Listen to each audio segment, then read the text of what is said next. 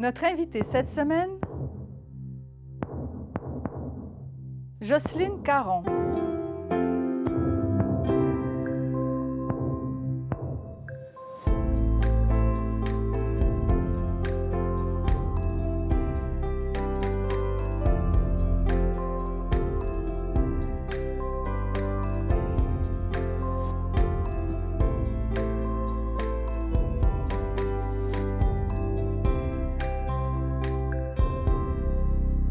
Jocelyne Caron, bienvenue à Mémoire. Merci.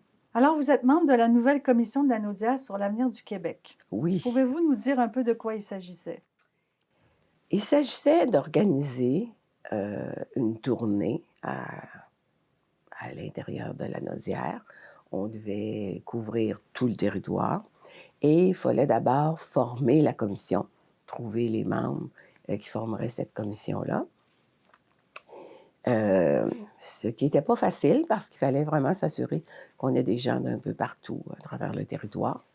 Et c'est Louis-Paul Allard qui a été notre président à la Naudière, finalement.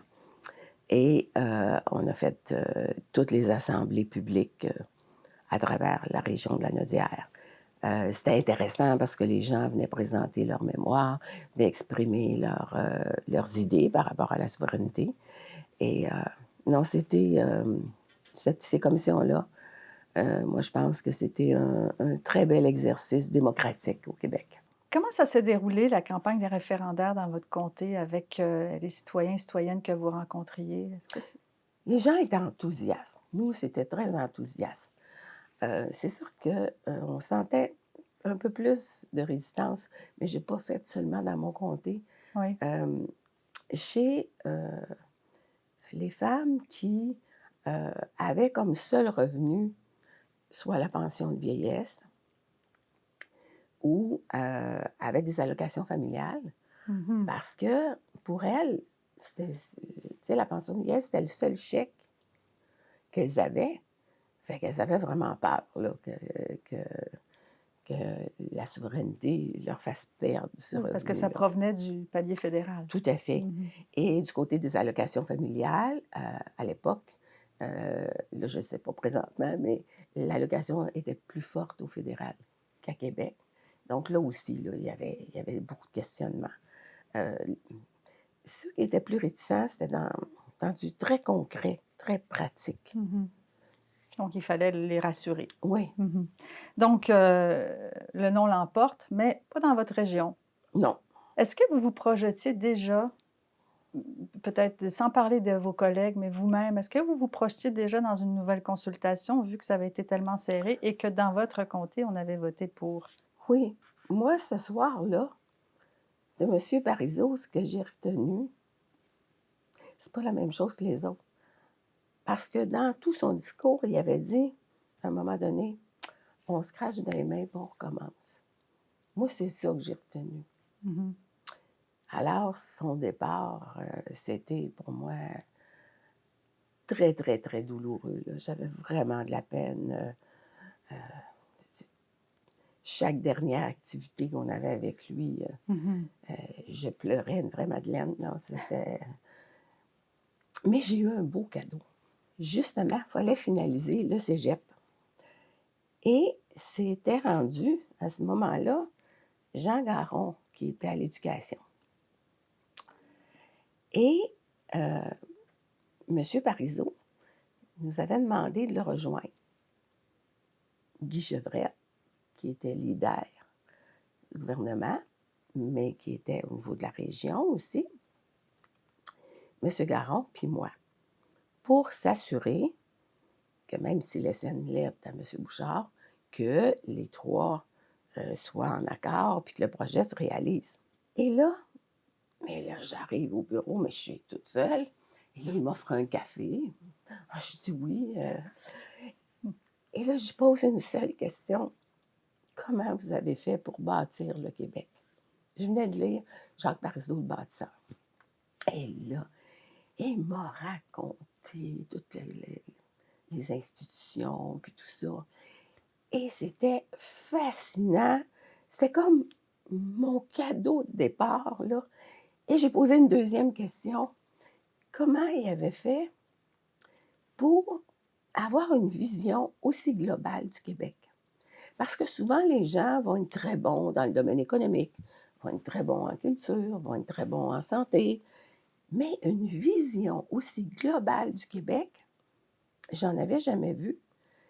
Et Pauline Marois, avec tous les ministères qu'elle a faits, a pu en développer une aussi après. Mais ça me fascinait.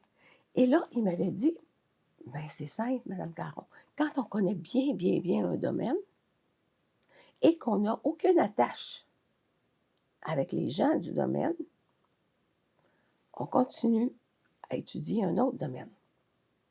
Mais on ne se lie jamais les mains pour garder notre indépendance et notre vision. Et il m'a dit, vous avez vu les dossiers que je vous ai confiés? C'était toujours des dossiers horizontaux qui vous permettaient d'apprendre tout le temps et des nouvelles choses. Et j'avais tellement apprécié ça. Aviez-vous l'impression qu'il essayait de vous transmettre une certaine forme d'héritage? Oui, j'ai vraiment... J'avais tellement de peine. Et c'est comme si là, j'avais eu durant cette heure-là, moi toute Mhm. seule, toute la vision de ce grand bâtisseur-là. Mhm. Donc, M. Bouchard est élu chef du parti en Oui. 1996 et il y a un remaniement ministériel. Et plusieurs vous voient dans des ministères à vocation économique, mais vous n'obtenez pas de poste. Vous, qu'est-ce que vous attendiez? Attendiez-vous quelque Ah ben chose? non, moi jamais j'attendais quelque chose. Alors, Vous vous projetiez pas comme... non, Non. non, ça, jamais, jamais. Mais vous êtes Euh, devenue leader parlementaire leader adjointe. adjointe, oui, leader adjointe. Euh, Première femme nommée à ce poste aussi. oui, oui. euh, on m'avait proposé la vice-présidence de l'Assemblée nationale. Mais ça me tentait moins parce que d'abord, il y avait déjà eu des femmes. Elles n'avaient pas semblé très heureuses là-dedans. Et ça me ressemblait moins. De la discipline, là. On avait fait comme professeur, puis j'aimais pas ça. Alors, leader adjointe, oui, ça me tentait. Ça me permettait d'étudier les règlements, de travailler dans d'autres angles, et j'aimais ça. Madame Harel est ministre d'État à l'Emploi et à la Solidarité sociale et elle autorise la création d'un carrefour jeunesse-emploi dans votre région et vous travaillez ensemble. Comment ça se déroulait, ces relations avec les femmes du gouvernement? Disons que sur les grands, grands dossiers, il y avait vraiment une solidarité. Il y avait vraiment une solidarité. Qu'on pense à Jeanne Blackburn avec la loi sur les pensions alimentaires, qu'on pense à Louise Arel, effectivement, les carrefours qu'elle a installés partout, qu'on pense à Louise Arel pour l'équité salariale. Il y avait vraiment une solidarité des femmes. Puis il y avait 20 de femmes à l'époque, Oui. donc c'est pas beaucoup là, dans tout le Mm. Parlement. Et c'est une période aussi où il y a quand même eu des avancées, certes, mais quand même qui ont causé peut-être certains débats, certaines discussions, tel le patrimoine familial. Ça fait quelques années déjà, mais ça a Oui. créé un certain inconfort, disons. Et puis, ben, justement, le projet d'équité salariale qui aussi cause beaucoup de discussions. Est-ce que quand on est membre d'un parlement, quand on est député, est-ce qu'on ressent cette tension-là? Quand il y a des discussions, mettons entre hommes et femmes sur le patrimoine familial et Oui. autres, le Oui. code civil aussi. Oui. Moi, je l'ai senti plus sur l'équité salariale. Il y avait des gros, gros, gros débats, là. De quel type? La frange économique ne vivait pas très bien avec l'équité salariale. Il a fallu vraiment une solidarité des femmes là, pour s'assurer, parce que là, avant qu'on fasse l'équité salariale, M. Bouchard a organisé des sommets, et puis son sommet économique. Et puis là, on a vraiment eu peur que l'équité salariale devienne une monnaie d'échange dans le sommet et qu'on la perde. Alors, on est intervenu avant pour s'assurer que ça ne ferait pas partie des échanges puis des négociations au sommet. Et quand vous parliez de la frange économique, est-ce qu'on considérait que l'équité salariale était pas réalisable et que ça allait coûter trop cher? Est-ce que c'était ce type d'argument? Oui, puis que les patrons, bon, c'était beaucoup d'argent pour les patrons et puis même pour le gouvernement, parce qu'il y en avait de l'équité salariale à faire là aussi. Oui. Vous nous avez parlé tout à l'heure des inéquités, lorsque vous étiez enfin, ne le voyiez pas à l'époque quand vous étiez attaché politique de M. Blais, vous le réalisiez pas peut-être? Ou est-ce que vous le réalisiez déjà qu'il y avait des inéquités entre hommes et femmes? Ben ça, oui, c'est à son bureau que j'ai réalisé ça. Bon, d'abord au niveau des salaires, de mon collègue et moi, mais aussi des citoyens qui venaient au bureau. C'est comme si, quand les gens rentraient au bureau de comté, si le député n'était pas là, ni mon collègue masculin, des fois, je me faisais dire: «Il n'y a personne aujourd'hui au bureau?» Ben là, si vous pensez que je ne suis pas une personne, il n'y a personne, Vous leur répondiez? Oui. Mmh. Ah non, ça, j'en revenais pas. J'en revenais pas de me faire dire ça. Et oui, là, c'est là que j'ai vu que non, non, il y avait du travail à faire. Mmh. Bon, ben, justement, parlons-en de ce travail, heu, quand vous êtes rentré quand vous avez été élu, est-ce que vous interveniez auprès de vos collègues? Pas quand je suis arrivée au début. On était à l'opposition, il y avait plein d'apprentissages, mais je me rappelle que le discours, pour souligner le droit de vote des femmes, j'avais dit à quel point il y avait une différence dans le traitement entre les hommes et les femmes. Et puis c'était tellement peu perceptible qu'il y a seulement les femmes qui s'en rendaient compte. Parce que j'avais remarqué que dès qu'une femme se levait pour poser une question ou pour faire un discours, ben, c'était évident que les commentaires étaient plus sur la coiffure, les vêtements, que sur ce que le contenu qu'on avait à dire. Et ça, j'avoue que ça m'agaçait profondément. Est-ce que ça a changé au cours des années? Les années où vous étiez, élu? Avez-vous vu un changement avant de quitter, la J'ai politique? vu un changement,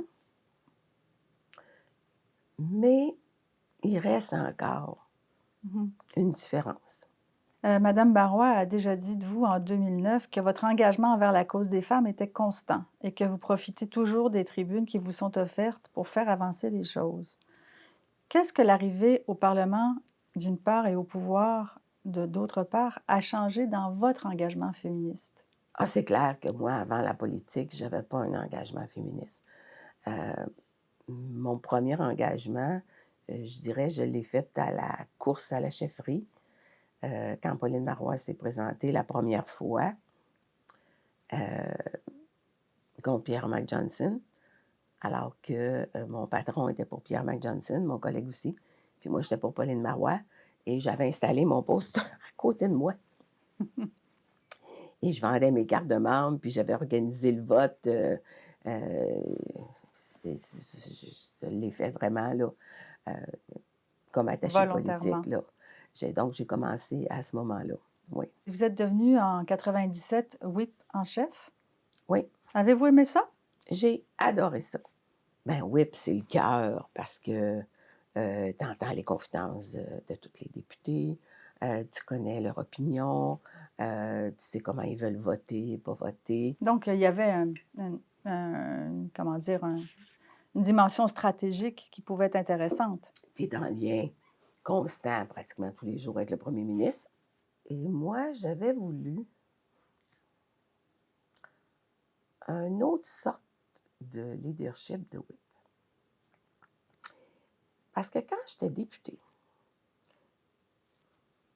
la tradition était que les commandes d'en haut étaient passées aux députés. Par exemple, si on avait peur que des députés parlent sur un sujet ou l'autre, ils recevaient un téléphone du bureau du whip pour leur dire de ne pas parler de ci, pas parler de ça, pas aller à tel événement.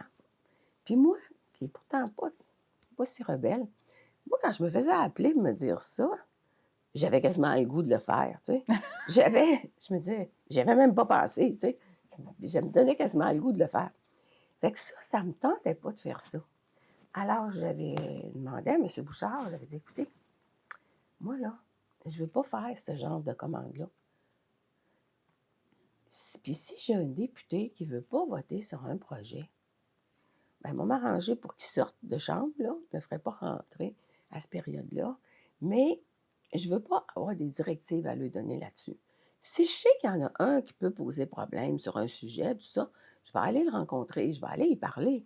Mais je ne vais pas importuner toutes les autres. En 1998, c'est votre troisième campagne. Oui, Lucien Bouchard se lance dans le déficit zéro, ce qui crée quand même beaucoup de remous dans les milieux de la santé et des services sociaux. Quelles sont les conséquences dans votre comté?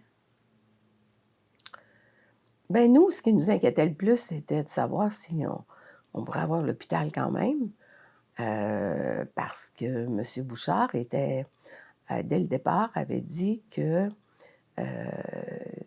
dorénavant, il n'y aurait pas de béton, donc de projets immobiliers, là. Et moi, tous mes projets, c'était des projets immobiliers. Mhm. Alors, ça créait des remous, oui. Puis est-ce que vous pouviez en parler? Est-ce que Oh oui, oui, vous oh aviez... oui. Oui, j'en ai parlé. Vous êtes alors une habituée, vous, des campagnes électorales. Comment le comté a-t-il changé au cours de vos mandats? Est-ce que les grandes tournées avaient toujours cours? Oui, oui. Moi, je continuais à faire des tournées. À chaque année, je faisais mes tournées. Ça, je trouvais que c'était vraiment une bonne pratique de rester proche des gens. Les fins de semaine, je faisais toutes les activités, comme Yves Blais faisait. Ça, j'ai maintenu ça tout le temps, oui. Quand il y a eu bon, vous êtes élu et il y a la construction du carrefour économie des Moulins. Vous en avez parlé, glissé un mot tout à l'heure, à Lachenay. Vous évoquez le fait que, dans un discours que vous avez fait, une entrevue que vous avez donnée, le fait que la majorité des grands projets accomplis pendant votre mandat, vos mandats, sont venus des citoyens du comté, Oui. des municipalités, des commissions scolaires. En quoi est-ce que c'est important que les projets viennent de la population? Bien, c'est parce que dans ce temps-là, ça répond à un vrai besoin. Par exemple, l'hôpital. L'hôpital, ça avait commencé avec Madame Ginette Duchesne,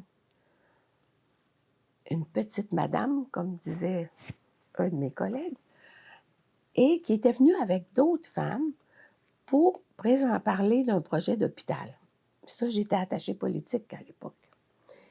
Mm. Et quand elle était partie,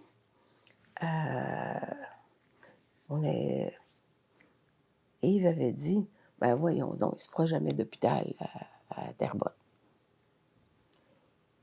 Mais je me disais, c'était un besoin réel. Et donc, quand tu pars des besoins des citoyens, et j'ai toujours gardé Mme Duchesne en lien, informée, qu'elle participe, même à la conférence de presse tout le temps, parce que pour moi, c'était important.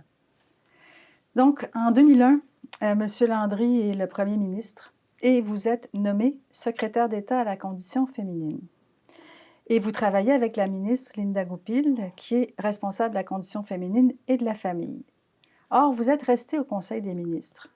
Comment ça passe? Comment ça a été accepté?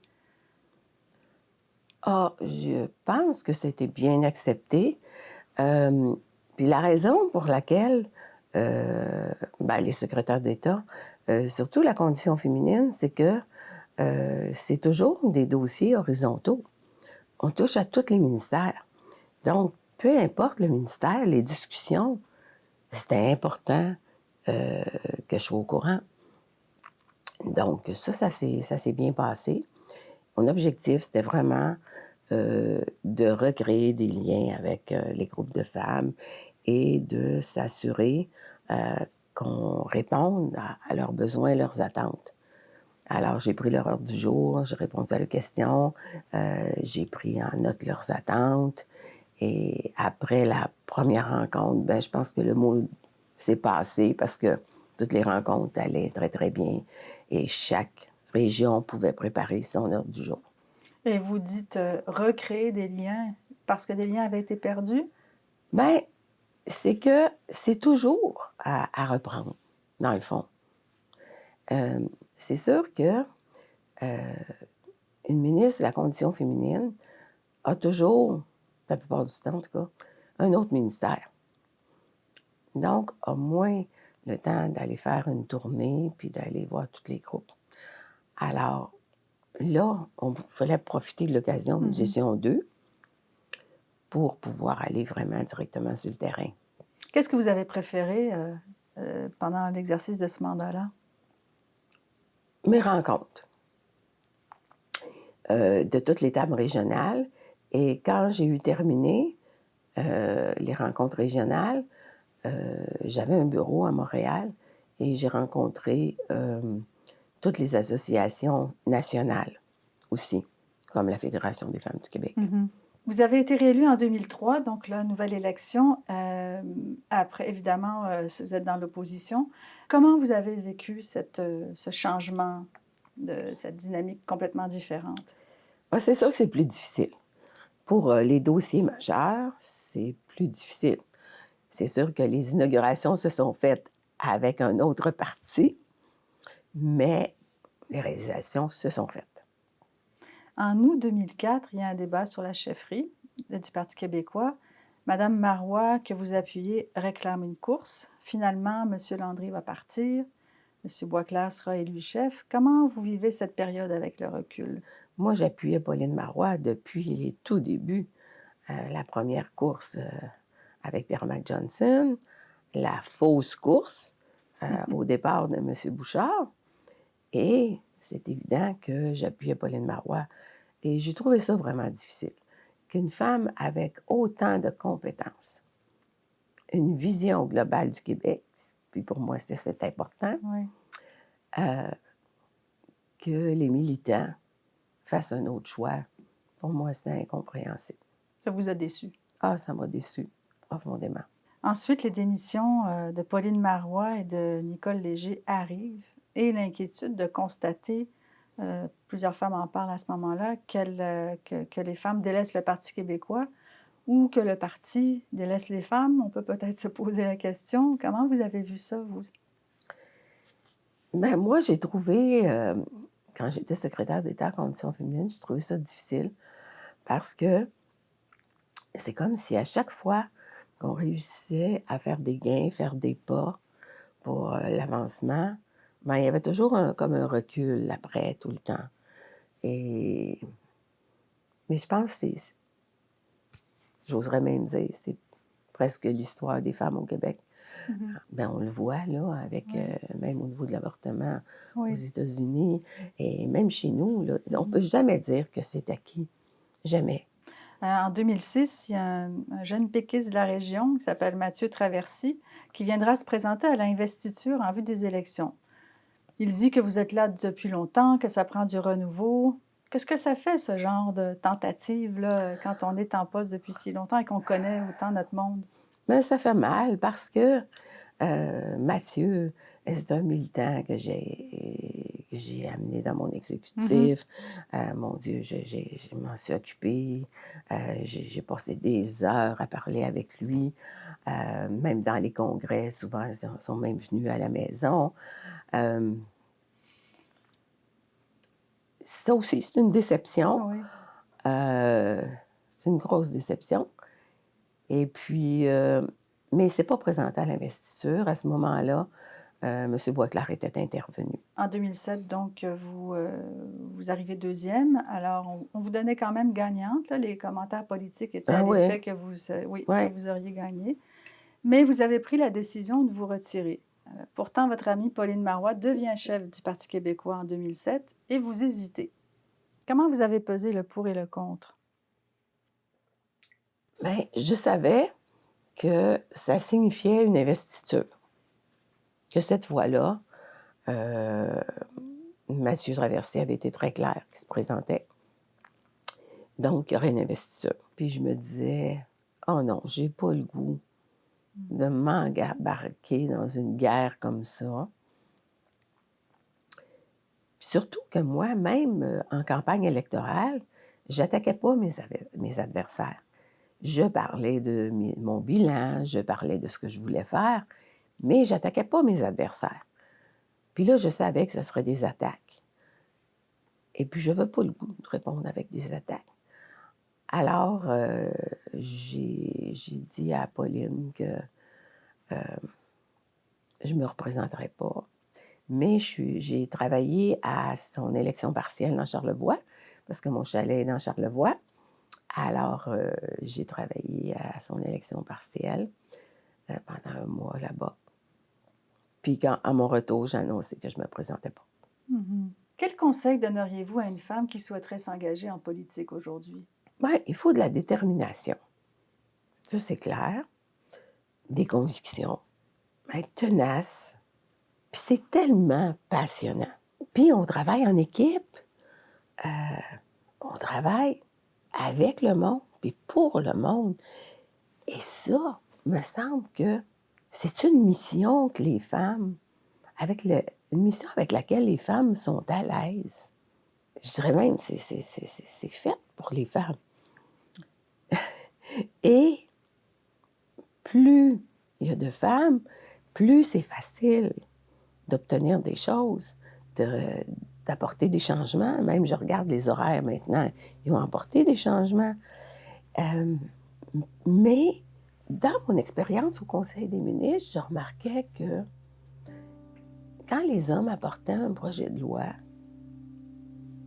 c'était très pointu sur ce projet de loi-là. Et la plupart des femmes au Conseil essayaient de prendre le projet puis de le mettre dans un ensemble pour voir ce que ça donnait dans l'ensemble. Et j'aimais cette complémentarité-là. Jocelyne Caron, merci pour ces entretiens. Ça m'a fait plaisir.